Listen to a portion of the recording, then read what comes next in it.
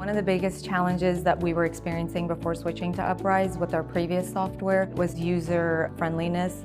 So it was taking, and especially being a new practice, we didn't have that many employees starting out. It was me and just one or two other staff members. And so training them to use the EHR, but also training them to use multiple functions of the EHR was difficult just because it wasn't very intuitive.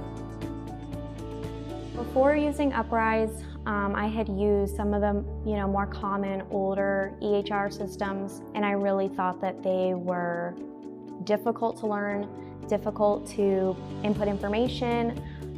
There was just a lot going on all over the screens, and it took me a long time to learn them, honestly. Some of the things that we were looking for was, one, definitely something that anyone could figure out how to use, which meant less time for me to train new staff. And then the other part that we were looking for was something that was more of a complete package, where not only did it have different functions like patient recall systems and things like that, but even just the ability for me, if I'm in the exam room and I need to transfer information to the front to get the patient checked out, we wanted something that was seamless. It was all there whenever the patient was in the office.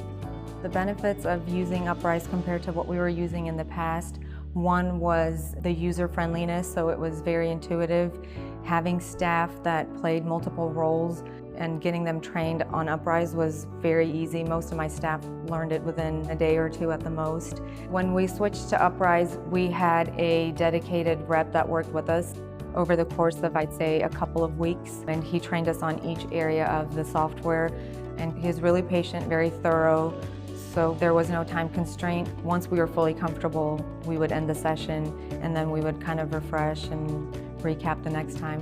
Some of the other EHRs, there's sometimes a time limit, like you have an hour to finish your training today.